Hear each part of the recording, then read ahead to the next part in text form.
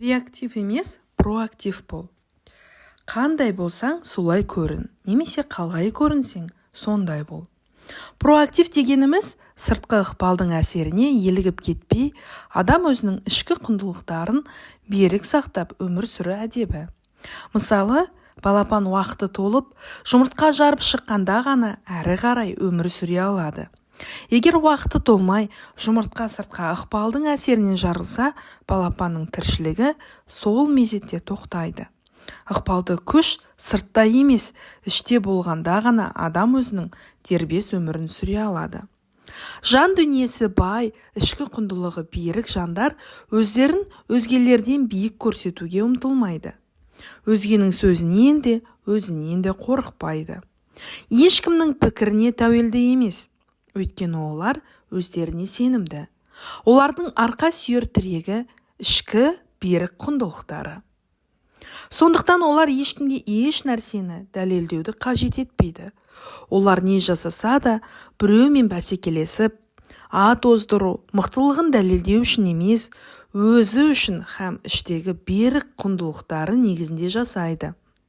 Олар алдыға қойған мақсатына жетпесе де, жасалып жатқан істен, яғни процестің өзінен ләззат алады. Нәтижесінен бұрын амалдың бақыт табады. Мұндай адамды байлық та, кедейлік те өзгерте алмайды. Олар байлық пен биліктің буына мастанбайды. Қарапайымдылығынан жаңылып, адамдығынан адаспайды. Кедейлікке ұшыраса, өмірден түңіліп кетпейді. Қатардағы қара жұмысты істеуге арланбайды. Өйткені олардың мінезі сыртқы ықпалдарға тәуелді емес, өзіндік ішкі берік құндылықтарға қаланған. Ішкі құндылық дегеніміз адамның адамгершілік өзегі. Ал адамгершіліктің өлшемі жаратқанның қалауына сай ғұмыр кешу. Ынта ықыласыңды бір Алланың ризашылығына қарай реттеу. Әрдайым Алланың назарында екенін сезіну. Яғни ықылас мақамы. Пенде ішкі құндылықтары мықты болмаса, өмірдің қалтарысы, бұлтарысында жол таппай адасып қалады.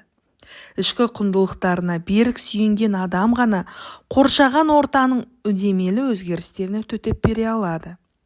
Ішкі құндылығы мықты адам өз ісін сапалы, тиянақты жасайды. Мұндай адамға ауа райының қолайсыздығы немесе ақысының аздығы секілді сыртқы факторлар әсер етпейді. Нендей жағдай болса да, істі сапалы атқарады, немесе сапасыз жасаудан бірден бас тартады. Өйткені оның ауа райы өз ішінде сыртқы құбылмалы санаға тәуелді емес. Яғни өмір сүру әдебі ішкі құндылығына айналған адам қай жерде, қандай қоғамда болсын өз орнын тауып өмір сүреді. Мейлі ол өз үйінде болсын, я болмаса ешкім жоқ айдалада жүрсін, ішкі тәртібінен айнымайды. Жалғандықты көрсе, рухы мазасызданады. Өкінішке орай қазіргі күні көше, қоғамдық орындар, табиғат аясы қоқысқа толып қалуы адамдардың ішкі құндылығының жоқтығынан. Жоғарыдағы әрекет бұқараның ең қарапайым тазалық құндылығын бойына дұрыс сіңіре алмағандығынан туындап отыр. Олар үйін, киімін, ауласын, көлігін таза ұстауы мүмкін.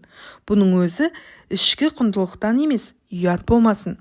Адамдар не дейді деген пенделік алаңдаушылықтан ғана туған құбылыс. Осы алаңдаушылықты тудырып тұрған сыртқы себептер бой көрсетпеген сәтте тазалық жоғалатындығы сондықтан. Бір жақын танысым болды. Қашан барсам үйі шашылып жататын. Бұл жағдай үйдің ескі әрі тәр болғандығынан шығар деп ақтауға тырысып, кең үйге көшсе, мұнтаздай таза ұстайтын болар деп үміттенетінмін. Кейіннен әлгі танысым кең әрі жаңа үй салып алды. Бірақ мен ол жерден тазалықты көре алмадым. Көп өтпей жаңа үйінің де шашылып жатқанына куә болдым. Ал керісінше басқа бір танысымның ескі үйіне қашан барсам тап-таза, әр нәрсе орнында тұрғанын көріп сүйсінетінмін. Демек, кімнің бойында тазалық құндылығы болса, үйдің үлкен кіші, ескі жаңасына қарамастан тазалықты сақтайды. Жұмыс үстелін, аяқ киімін, көлігін, тіпті телефонын таза ұстай алмаған адам өмірдің басқа салаларында таза болады дегенге сену қиын. Өзінің үстелін, киім шкафын реттей алмаған адам өз кәсібін ретке келтіре алады деу аңғалдық. Қоғамдық тәртіпті сақтау, өзге адамдардың қақысын құрметтеу, ішкі құндылығын бекем пенде үшін қалыпты жағдай. Ол кісі үшін көше бағдаршамның жұмысы, бейне бақылау, полиция қызметкерлерінің болуы шарт емес. Өйткені ондай адамның бағдаршамы да, қадағалаушы полициясы да өз ішінде. Сол сияқты отбасы өз өмірінің басты құндылығына айналған адам оларға бөлінуге тиіс уақытты басқа нәрсеге айырбастай алмайды.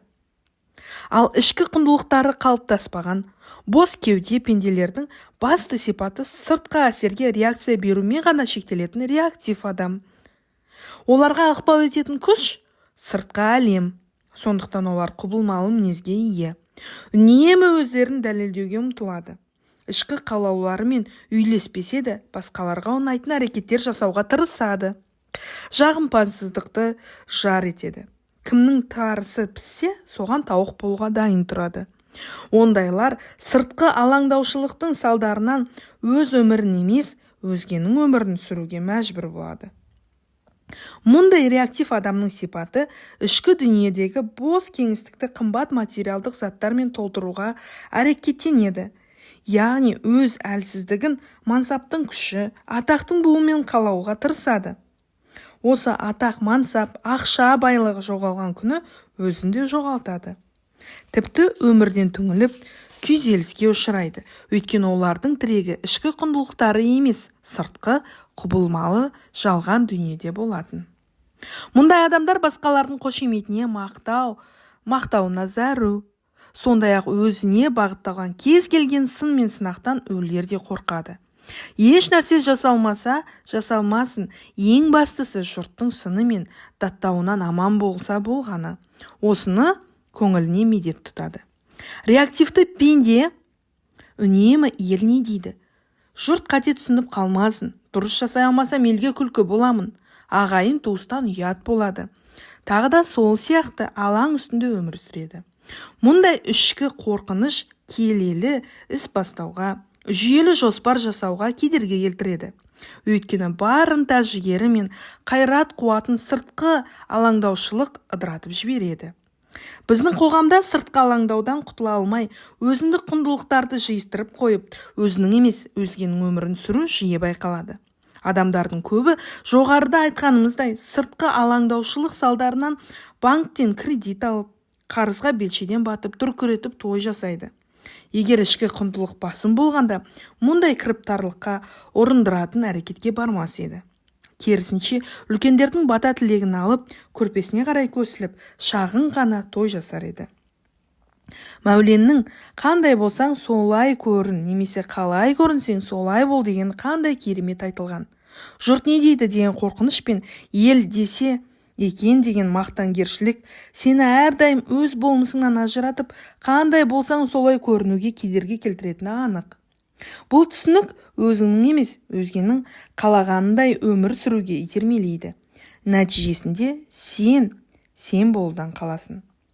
Уақыт сүзгісінен өткен ішкі құндылығың терең ой, таза ақыл, ыстық қайрат негізінде қалыптасқан болса, елдің сен туралы не ойлайтыны маңызды емес, һәм елдің сөзі үшін алаңдап қорқудың, ұялудың қажеті болмас еді.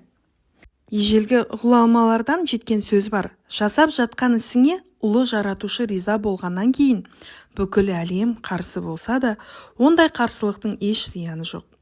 Ал керісінше, барлық адам риза болып, жаратқан ұлы ісіңді дұрыс көрмесе, ондай ризашылықтың да еш пайдасы жоқ. Кейбір қарапайым әрекеттің өзін жасауға сыртқы алаңдаушылық бөгет болып жатады. Мысалы, басшының алдына барып, мына мәселені көтерсем қате түсініп қалмай ма деп, қандай да бір қателікті айтуға батылың жетпей жатады.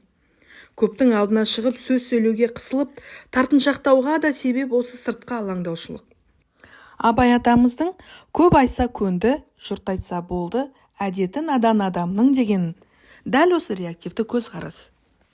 Қандай да бір істі жасауға сыртқы алаңдаушылығыңыз кедергі келтіріп тұрса, өзіңізге менің жасайын деп тұрған ісім дұрыс па, әлде теріс па деп сұрақ қойыңыз. Егер дұрыстығы мен қажеттілігіне көзіңіз жетсе, ешкімнің сөзінен де өзінен де қорықпаңыз. Ниеттенген жұмысыңызды бастаңыз. Адамдардың бәріне ұнау мүмкін емес. Баршаға жауға міндетті емессіз. Адам бар жерде түрлі ойда, пікір де болады. Қарсы пікір айтатын, басқаша ойлайтын адам әркез табылады. Бастысы өз құндылығыңа сай өз өміріңді сүру. Біздің кез келген әрекетіміз дұрыс құндылықтарға негізделіп, түзу өлшемдердің тезінен өткен кезде ешкім бізге теріс ықпал ете алмайды. Біз өзіміз түзелгенде адамдардың біз жайлы сөздері де өздері де кері әсер етпейтін болады. Бұл жайлы Құранда иман келтіргендер, сендер әуелі өздеріңді түзеңдер. Өздерің дұрыс жүріп, тура жолда болсаңдар, өмірде өздерін жоғалтып, адасқандар сендерге кері әсерін тигізе алмайды делінген. Бірақ өз құндылығымен өмір сүруді бетбақтықпен шатастырып алмаңыз. Егер жасап жатқан ісіңіз қате, һәм шынымен де ұят тірлік болса, онда кешірім сұрап, кері шегініңіз. Өйтпегенде ұятсыздық бетбақтық болады. Сіздің өміріңіз шектеулі, сондықтан оны басқалардың өмірін сүру арқылы босқа өткізбеңіз. Сізді басқалардың ойы мен өмір сүруге итермелейтін догмалық тұзаққа түсіп қалудан абай болыңыз. Оған әсте мүмкіншілік бермеңіз. Ең бастысы жүрек үні. Ішкі түйсігіңіз бойынша әрекет етуден қорықпаңыз. Өйткені жүрегіңіз сіздің кім болғыңыз келетінін жақсырақ біледі.